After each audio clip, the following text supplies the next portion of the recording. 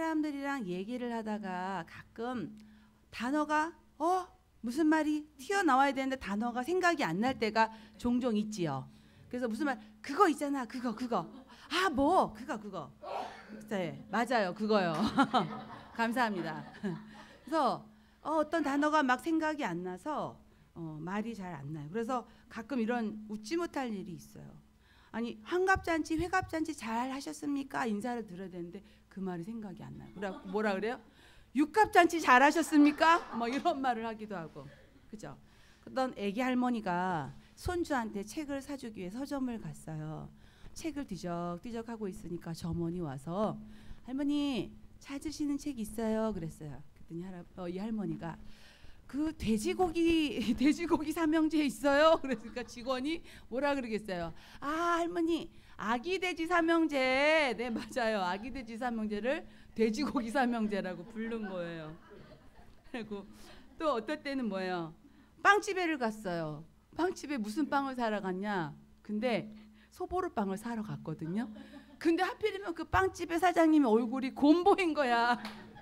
그래가지고 아저씨 얼굴을 딱 보는 순간 이 아저씨 얼굴이 심한 곰보라서 소보루 아저씨 곰보빵 하나 주세요. 그래서 이렇게 그리고 이제 이런 얘기는 좀 특이한 얘기지만 우리도 어때요? 전화기로 핸드폰을 들고 전화를 하고 있어요. 근데 갑자기 주머니를 막 뒤져요. 그러면서 잠깐만 나 핸드폰 넣었다 뒀지? 잠깐만 끊어봐. 내가 다시 핸드폰 찾아서 전화할게. 그 핸드폰이 어디 있어요? 자기 손 안에 있어요. 근데 갑자기 핸드폰을 막 찾아요. 우리도 이런 비슷한 예가 있어요. 이게 건망증 깜빡깜빡해서 어떤 분들은 이런 건망증 증세가 있으면 겁이 덜크득 나죠. 막 핸드폰이 어디서 나와요? 나중에 냉장고에 들어가 있어요. 그래서 하루 종일 찾았는데 저녁에 어디 막 찾다 보니까 핸드폰이 냉장고에서 울리고 막 그러잖아요. 그래서 건망증은 어떤 사건이나 사실을 기억하는 속도가 느려지거나 일시적으로 기억하지 못하는 기억 장애의 한 증상입니다. 그런데 우리가 이렇게 육체적으로 건망증 깜빡깜빡하는 증상이 어떤 육체적인 기능의 건망증도 있지만 영적인 건망증도 있더라 말입니다. 따라해 봅시다. 영적인 건망증. 예, 이스라엘 민족이 이제 애굽에서 종살이를 400년간 하고 이제 출애굽을 하게 되었어요. 출애굽이 뭐예요? 애굽에서 나왔다 이거예요. 그래서 이제 출애굽을 우리 사진 한번 보여주세요. 예, 이거 뭐예요? 예, 찰스턴 헤스턴이죠. 이 10개 영화 보면 엄청 멋있어요, 저분이. 그래갖고 지팡이 원래 저런 지팡이보다 원래 조그마요. 진짜 뭐 그 목자가 드는 지팡이는 멋있는 지팡이를 두고 수염을 휘날리면서 홍해 앞에서 두 손을 번쩍 들을 때 어떤 일이 벌어졌어요? 예, 홍해가 갈라졌어요. 그래서 이스라엘 민족은 이 엄청난 저는 이 이야기를 들으면 좀 속상해요. 아니 하나님이 우리나라에서도 저 세종 몇 년에 한강이 갈라졌더라 그런 기적이 있으면 아직까지 예수 안 믿을 사람 한국에 있을까요 없을까요? 없겠죠. 조선실록에 보니까 세종대왕 30년에 한강이 갈라졌더라. 하나님의 선지자가 한강을 갈랐더라. 이런 역사전기 있으면 우리나라 조선팔도에 교회 안 나갈 사람 없을 거예요. 그런데 이제 출애굽을 해서 광야길을 한 3일길을 왔어요. 그래서 수르 광야라는 곳에 한 53km 정도 걸어서 사흘 만에 왔는데 마라라는 곳에 도착을 했어요. 이제 400년 동안 애굽에서 편안하게 농사지면서 물론 노예의 삶이었지만 하늘에서 비 내리고 땅에서 뭐 맺힐 거 걱정은 안 했어요. 시키는 일 하고 그냥 때 되면 주인님 먹는 거 같이 먹고 그러고 살았거든요. 그런데 이 홍해를 건너서 딱 오고 나니까 그때부터 아무것도 할 수 있는 게 없는 거예요. 농경 문화가 아니라 이제 유목민이에요. 유목민. 옮겨 다녀야 돼요. 생전 처음으로 아무것도 할 수 없는 광야에 부딪힌 것입니다. 제가 아는 한홍 목사님이라는 그분의 책 뷰티풀 광야라는 책에 또 많은 은혜를 받았는데 이 생전 처음으로 아무것도 할 수 없는 이 이야기를 보면 마치 강남의 호화로운 아파트에 살다가 어느 날 사업이 쫄딱 망해가지고 반지하 그것도 월세 어느 날 달동네 반지하로 들어간 그런 신세가 돼버렸어요. 행군 첫날은 아주 신났어요. 막 꽹가리 치면서 야 우리가 홍해를 이 맨땅처럼 건넜다. 그리고 우리만 건넜어요? 저 애굽 따라오던 병사들 어떻게 됐어요? 딱 다 수장됐잖아요. 막 엄청 무서워서 도망했었는데 애국 군사들은 그냥 물속에 딱 수장을 시키시고 자기 이스라엘 백성만 딱 구원을 받았단 말이에요. 막 너무 이 놀라운 역사 앞에 딱 신나고 감사하고 막 찬양하면서 막 왔어요. 근데 둘째 날이 되었어요. 또 그리고 나서 또 셋째 날이 되었어요. 이제 하루 이틀 3일 끝없이 걸어가도 광야밖에 없으니까 점점 불안해져요. 공포와 두려움에 사로잡혀서 이제 조금씩 여기저기서 웅성웅성 되기 시작합니다. 야, 좀 얼마나 가는 거야? 아, 기다려봐, 좀 더 가. 몰라, 그냥 하여튼 걸어, 그냥 가. 근데 그들의 불안감과 공포가 이제 결정적인 데에 오른 이 사건이 있어요. 바로 뭐가 떨어졌을까요? 뭐가 떨어졌을까요? 물이 떨어졌어요. 물이. 200만이 되는 그 가축의 떼가 함께 뜨거운 광야가 어디예요? 그 낮에는 막 50도 60도씩 때가 그 막 찌는 듯하고 밤이 되면 차가운 영하권으로 떨어지는 그곳이 광야 아닙니까? 어찌 보면 이제 밥은 못 먹어도 며칠 살 것 같아요.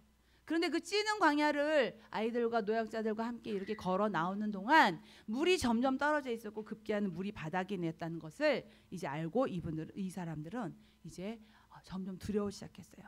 성경은 물을 얻지 못하고라고 간단히 말하고 있지만 떼약볕 광야의 이스라엘 백성에게는 생명이 왔다 갔다 하는 너무 중대한 위기였어요.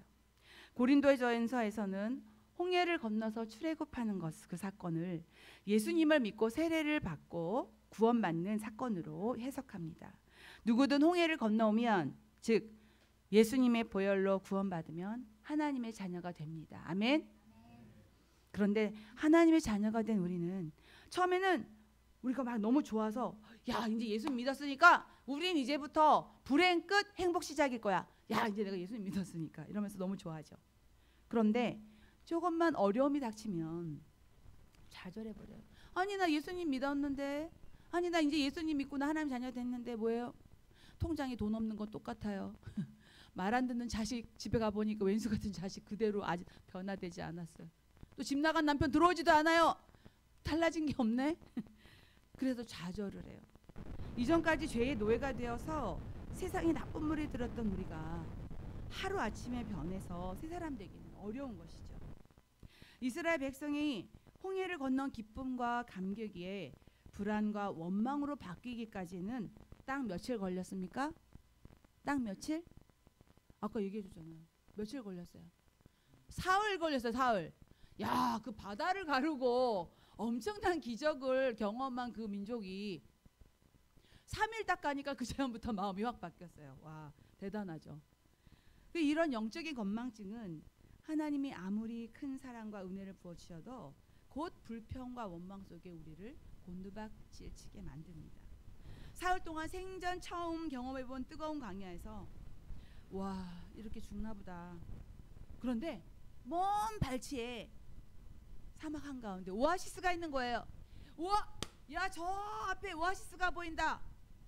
그리고 막 환호성을 질렀어요. 이야 살았다, 이제 살았다. 안도에 숨을 쉬면서 또 그 중에 누군가는 하나님께 감사의 기도를 드렸을 거예요. 그럼 그렇지 하나님이 우리를 큰일 날 뻔했네. 그리고서 막 뛰어갔어요.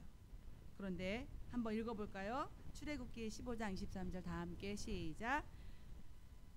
마라에 이르렀더니 그곳 물이 써서 마시지 못하겠으므로 그 이름을 마라라 하였더라.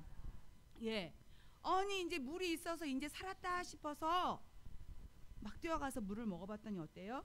전혀 예상치 못한 상황이 또 벌어졌어요.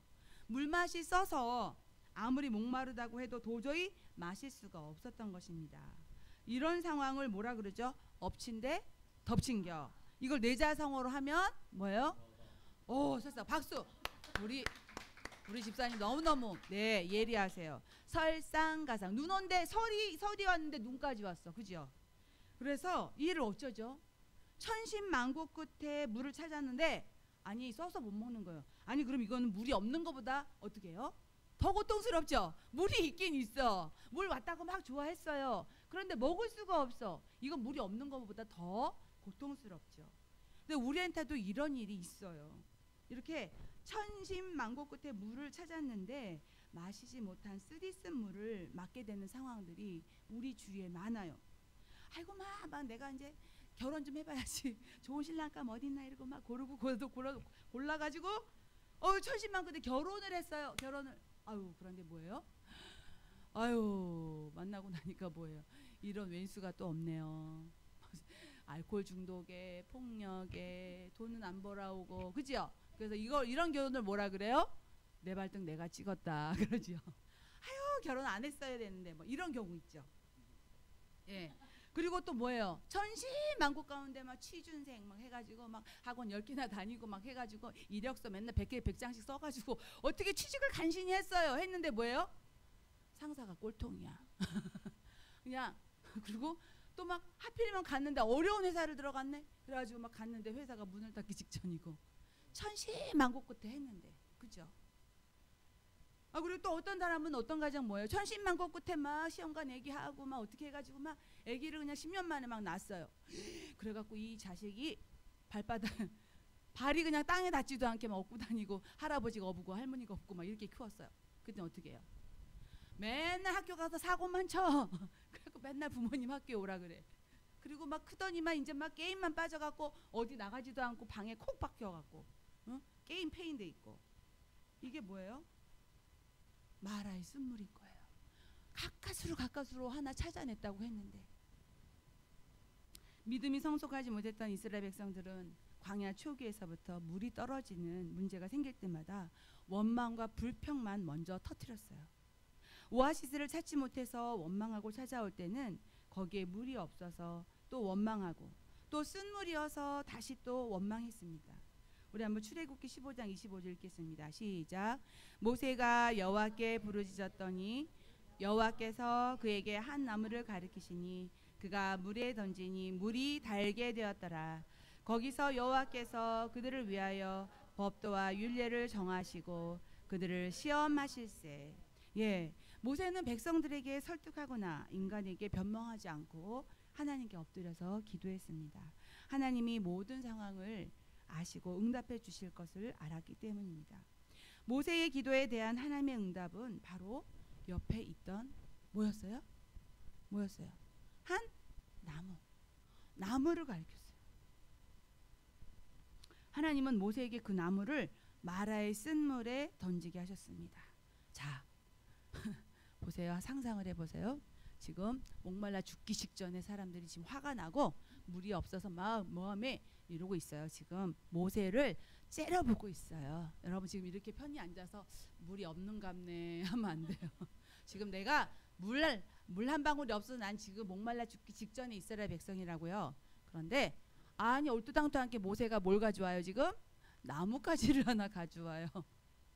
그 200만의 백성들이 지금 심도 안 넘어가 말라갖고 물도 없어.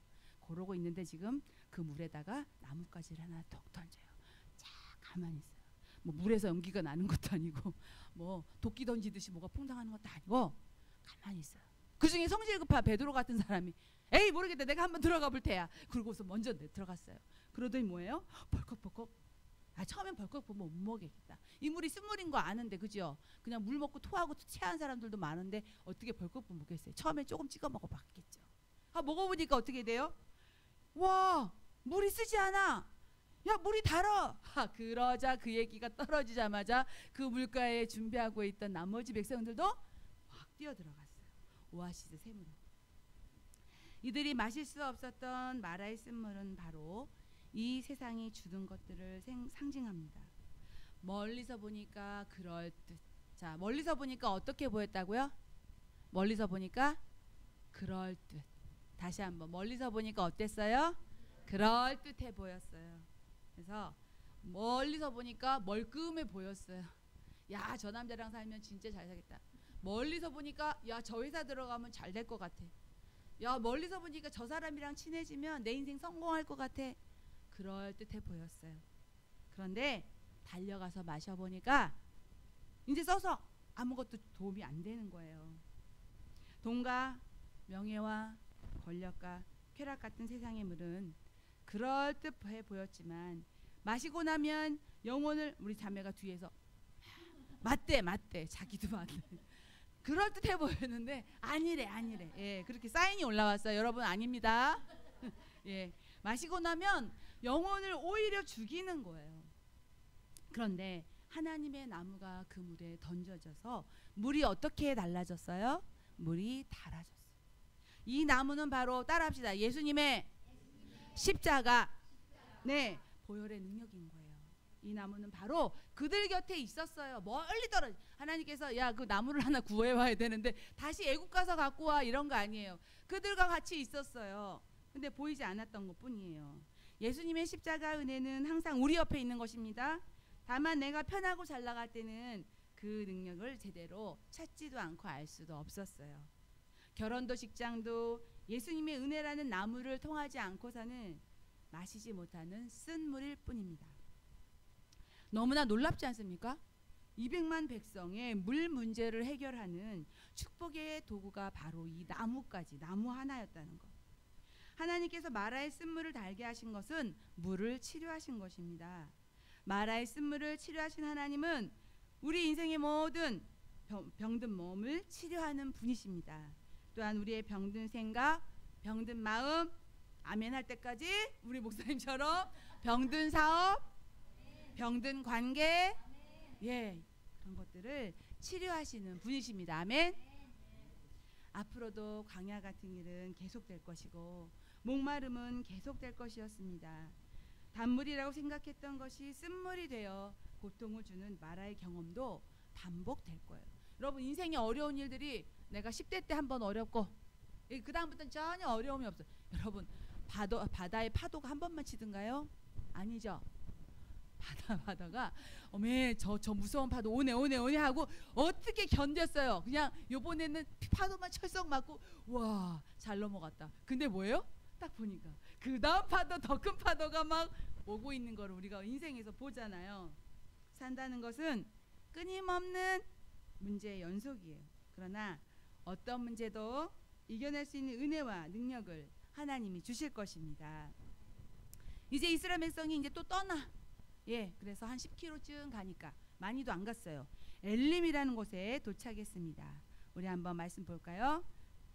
그들이 엘림에 이르니, 우리 한번 출애굽기 15장 한번 27절 읽겠습니다. 시작. 그들이 엘림에 이르니 거기에 물샘 12과 종류나무 70그루가 있는지라. 거기서 그들이 그 물 곁에 장막을 치니라. 10km만 가니까 엘림이라는 곳이 나온 거예요. 거기 보니까 12샘과 70그루의 큰 종려나무가 있는 거대한 오아시스가 있는 거예요. 그곳의 물은 달고 시원하고 풍성해서 200만 이스라엘 민족이 충분히 안식할 만했습니다. 12샘물은 바로 뭐예요? 이스라엘의 12지파 샘 하나씩 가져갈 수도 있고, 그리고 70종려 나무가 있는데 그것을 70장로들에게 한 그루씩만 맡겨줘도 예, 그 장로들이 관리하면서 자기 밑에 있는 백성들과 함께 나눴을 수도 있는 거였어요. 분명 엘림은 이스라엘 백성 전체를 위해서 하나님이 맞춤형으로 제작해둔 예비된 안식처였어요. 예, 마라의 시험을 잘 통과하고 나면 얼마 가지 않아서 뭐가 기다리고 있어요? 엘림이. 뭐가 기다리고 있어요? 엘림의 축복이 기다리고 있어요. 그런데 우리는 그걸 아주 코앞에 놔두고 하나님 예배하신 축복이 있는데 그거 거기 코앞에 거의 다 가서 에이 하고 뒤돌아간다니까요. 어리석게도 우리는 그것을 못 참고 지도자에게 달려들고 하나님을 원망하고 사람을 원망하게 되죠. 그런데 하루 이틀도 아니고 앞으로 이스라엘 역사 보니까 얼마예요? 앞으로 40년 더 가야 돼. 그래서 그런 풍성한 오아시스를 계속 찾는다는 것은 인간적으로는 사실 불가능한 일이에요. 그것은 오직 기적같이 하나님께서 오아시스를 적시에 터뜨려 주시기 때문이고, 물이 터지기 전에 하나님께서는 꼭 그들의 믿음을 시험하셨어요. 이 사건 이후에도 이스라엘 백성은요, 먹을 것 없다고, 아이고 배고파 죽겠네, 아이고 이제는 만나만 먹고 난 못 살아요, 고기 먹고 싶어요. 저 애굽에서는 맨날 고기국 옆에 있었는데 그거 뭐예요? 고기는 자기가 먹었나? 주인이 먹었지. 자기는 노예 삶이에요. 그냥 고기국만 끓인 거야. 아구 그리고 거기는 맛있는 야채도 이렇게 많았었는데 여기는 맨날 만나만 먹고. 하여튼 그런 어려움 앞에서 늘 불평과 원망을 택했어요. 그래서 결국에는 하나님께서 그래 이제 죽겠다가 이거지. 너네 이제 거기 가나안 땅에 가는 것보다 너희들이 이제 여기서 살고 싶다 이거지. 그 원망과 불평 가운데 그래 알았어 유턴이야 유턴. 광야로 다시 돌아가 유턴. 가나안으로 갈 수 있는 빠른 길이 있는데 결국 이스라엘 민족이 계속 불평하고 또 불신앙 하나님을 향하여서 원망할 때에 그들은 다시 유턴 광야로 유턴했어요. 그리고 이제 출애굽 광야의 40에 이제 출애굽해서 광야의 40년째가 되는 때에는 이제 출애굽에서 나온 모든 지도자들과 사람들이 거의 죽어가고 이제 모세도 무리바라는 곳에 반석을 치는 곳에 하나님께서 그냥 가리키라고 했는데 아니 모세도 이제 막 이 백성들이 너무 그냥 막 쓴뿌리로 원망하고 하니까 모세도 힘들었던 모양이에요. 그냥 가리키기만 해야 돼. 그냥 화가 나가지고 막 쳤잖아요. 그래서 모세도 벌을 받았어요. 모세야 너 가나안에 못 들어간다. 모세야 너도 가나안에 못 들어가. 그래서 게다가 이제 에돔 왕이 길을 열어줘야 되는데 가나안 땅에 들어가는 지름길을 열어주지 않아요. 그래서 먼 홍해길로 돌아가야 돼 또. 그리고 힘들 때 하나님과 모세를 향해 원망과 불평을 하다가 이제 징계를 받아서 때로는 불뱀의 징계를 받아요. 그래갖고 막 안 그래도 죽을 몸인데 그냥 맨날 얻어 터지고 있어요. 원망과 불평을 해가지고. 이래저래 이스라엘 백성들은 마음이 몹시 상해 있고 또 몸도 지쳤어요. 그냥 한마디로 만신창이가 돼 있어요. 어떻게 광야 생활이 40년 차인데 인생이 아직도 계속 힘든가? 여러분 우리 살면서 다 깝깝해 죽겠네. 어떻게 내 인생 하나 되는 풀리는 일은 없고 가는 데마다 이리 가면 여기가 막히고 저리 가면 무슨 세타령도 이쪽에서 뻐꾹 저쪽에서 뻐꾹이 아니라 이쪽으로 가면 이쪽이 막히고 저쪽으로 좌회전 가면 좌회전 막히고 우회전 깜빡이 틀고 가는데 우회전 막히고 이런 지경에 우리의 삶이 이렇게 광야의 삶을 뺑뺑뺑 도는 것 같은. 그래서 하나님도 참 무심하시지. 하나님 어떤 분은 막 손가락질을 하나님 살아계시면 내 인생이 이럴 수 있습니까? 막 원망. 자기가 언제 믿지도 않으면서. 아니 교회 안 나오시는 분도 희한해요. 하다가 잘 안 되잖아요. 하나님이 자기 교회 믿지도 않는데 원망하려면 막 옷을 걷어붙이고 막 승이 나가지고 하나님 살아계시면 내 인생이 이럴 수 있어요. 막 이래요. 어떻게 광야 생활이 벌써 40년 차인데 내 인생엔 이렇게 차도가 안 보여. 빛이 안 보여. 근데 민수기 21장에 통과했던 이제 거의 막바지예요. 막바지. 이스라엘 민족이 마지막 통과해야 하는 해가는 이 땅들은 석회동굴이 많고 또 사람이 살기에는 너무나 황폐한 거친 황무지였어요. 이런 난감한 상황에 부엘이란 곳에 다다릅니다. 어디에 다다랐다고요? 부엘. 이제 얻어맞을 대로 만신창이가 돼서 이제 막 계속 돌고 40년째 돌고 있어요. 지금 내가 보기엔 이스라엘이 거의 정신이 나가 있을 것 같아요. 한번 이 말씀 한번 읽어봅시다. 민수기서 21장 오늘 읽었던 말씀. 거기서 시작. 거기서 부엘에 이르니 부엘은 여호와께서 모세에게 명령하시기를 백성을 모으라. 내가 그들에게 물을 주리라. 네. 부엘은 우물이라는 뜻이에요. 이곳에 하나님께서 모세를 통해서 이스라엘 백성에게 내가 물을 주겠다. 부엘인데 여기 모여. 자, 그런데 이 부엘이라는 우물이요. 바싹 마른 우물인 거예요, 사실.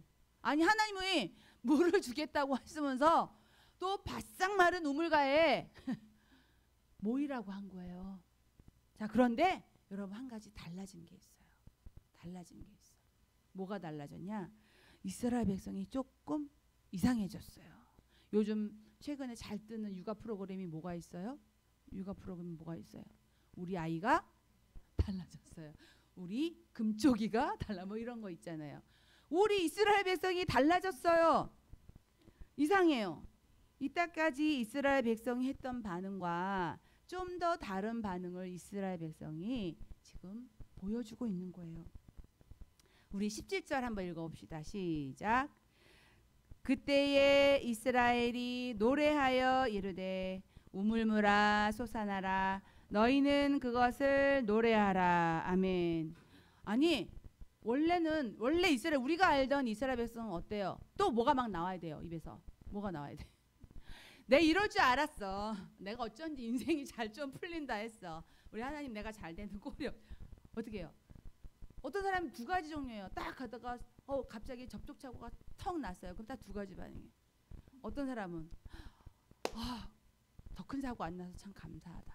야, 나 오늘 이렇게 마음이 급했는데 내가 좀 이만한 게 다행이지 내가 참 더 큰 사고 안 난 게 참 다행이다. 몸에 안 다쳤구나. 감사하다.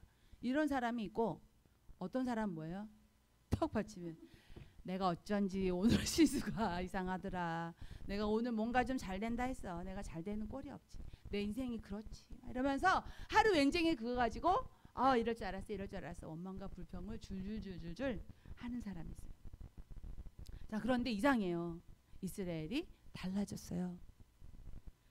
그 어느 때에도 늘 그냥 고쳐지지 않는 원망과 불평 때문에 지금 40년째 이러고 있다니까요. 40년째 그냥 광야에서 계속 다시 돌고 계속 돌고 있었어요. 그런데 달라졌어요. 이 광야 생활을 하면서 이스라엘 백성이 뭘 하고 있어요? 지금 바싹 말라버린 우물가에 앉아서 뭘 하고 있나요? 뭘 하고 있어요? 노래하여 이르되. 한번 따라해 봅시다. 우물물아 솟아나라. 다시 한번 우물물아 솟아나라. 하여튼 이스라엘 백성 하는 것마다 이상해요. 그쵸? 이 성경을 보면 참 인간적인 생각으로는 말이 안 되는 일들이 너무 많아요. 그쵸? 우리가 지금 마른 우물 앞에서 우물물아 솟아나라 이게 지금 무슨 별나라 요정나라 하는 것도 아니고 우물물아 솟아나라 이렇게 외치고 있다니까요. 노래하면서 바싹 말라버린 그 우물을 향해서 우물물아 솟아나라 라고 찬양했습니다. 그것은 우리가 생각하는 단순한 찬양이 아니라 믿음의 선포였습니다. 완전한 패배의 상황을 인식할 때 우리는 어떻게 하죠? 자, 내가 완전히 패배했어. 전쟁에 나가서 패했어. 그럼 우리는 어떻게 하나요? 어떻게 하죠? 전쟁에 패한 군사들이 어떻게 하죠? 영화 안 봤어요? 영화 안 봤어? 전쟁에 패배하면 어떻게 하죠? 일단 적국에서 방송을 해요. 투항하라, 투항하라. 너희들은 포위됐다. 너희들은 투항하라. 목숨은 살려준다. 뭐 이런 방송이 막 들려오잖아요. 그럼 어떻게 해야 돼요? 일단 와이셔츠라도 꺼내야 돼요. 그래서 하얀색이 뭐가 있나 이렇게 찾아야죠. 하얀색을 이렇게 찾아야 돼요. 그래서 나뭇가지라도 하나 이렇게 해가지고 매달아요. 그리고 어떻게 해요? 쏘지 마세요, 쏘지 마세요. 이러고 나가야죠. 완전한 패배의 상황을 인식할 때 우리는 더 이상 저항의 의지가 없음을 밝히는 동작, 그것은 바로 두 손을 드는 것입니다. 절망 가운데 있으니 도와달라는 뜻이기도 합니다. 메마른 인생의 우물 앞에 섰을 때 바로 우리는 그렇게 해야 되는 것입니다. 주님, 제 힘으로 살아보려고 했지만 결과는 비참했습니다. 돈을 믿었고 제 능력을 믿었고 사람을 믿었는데 다 소용없었습니다. 주님, 이제 주님 앞에 저는 항복하겠습니다. 제 인생은 이제 주님의 것입니다. 주님이 저를 다스려 주십시오. 이렇게 나아가는 자들은 주님이 항상 이렇게 말씀하시는 소리를 들을 수 있어요. 내가 너를 결코 버리지 않았다. 나는 그동안도 너 옆에 항상 있었다라는 그 음성을 우리는 듣게 되는 것입니다. 겸손한 회개를 통해 하나님 앞에 완전히 부서지고 낮아지는 것, 하나님 앞에서 항복하면서 이제부터 나는 내 인생의 주인이신 하나님만 높이겠다고 선포하는 것, 바로 그것이 두 손을 들고 찬양하는 것입니다. 믿음으로 드리는 감사의 찬양은 하나님의 마음을 기쁘게 합니다. 하나님 마음을 기쁘게 하면 하늘 문이 열리고 하나님의 축복이 쏟아져 나옵니다. 육적인 우리의 삶의 문제 해결 이전에 영적인 세계에서 우리가 모르는 놀라운 일들이 하늘에선 시작되는 것입니다. 영적인 단추를 미리 찬양과 감사로서 축복의 길을 깔아버리는 것입니다. 반드시 하나님께서 돌파구를 열어주실 것임을 미리 감사하면서 찬양합시다. 그때부터 기적은 시작되는 것입니다. 아멘. 여러분, 우리 인생에 메마른 우물이 무엇입니까? 자녀입니까? 속으로 여러분들은 그러시겠죠. 벌써 끝나시오. 지금 나 혼자 살아요 이렇게. 끝나시오. 직장 생활입니까? 저 은퇴했어요. 우리의 건강입니까? 이 건강 문제는 다 걸리시겠네요. 힘든 현실과 불투명한 미래를 놓고 걱정과 불평은 이제 그만합시다. 40년 광야 생활을 하고서야 역경 앞에서 믿음의 찬송을 하게 된 이스라엘 백성들. 하지만 늦게라도 하는 것이 아예 안 하는 것보다는 낫습니다. 이제부터 달라지면 되는 것입니다. 그러면 우리 앞에 있는 메마른 우물들이 터질 것입니다. 따라합시다. 우물들아, 솟아나라. 내 건강의 우물아, 솟아나라. 내 모든 관계의 우물아, 솟아나라. 너무 길어요? 짧은 것 같은데 다시 한번. 우물아, 솟아나라. 내 관계의 우물아, 솟아나라. 내 경제적인 우물아, 솟아나라. 내 모든 정신병의 우물아, 솟아나라. 예. 그러면 다시 그 말랐던 우물이 다시 솟아나서 샘물이 송송 솟아나는 치올라 우리의 샘물이 솟아날 것을 우리 인생에서 경험하게 될 것입니다. 오늘 이 시간에 두 손 들고 찬양합니다. 이 찬양을 할 텐데요. 아까 우리 이 찬양을 부르면서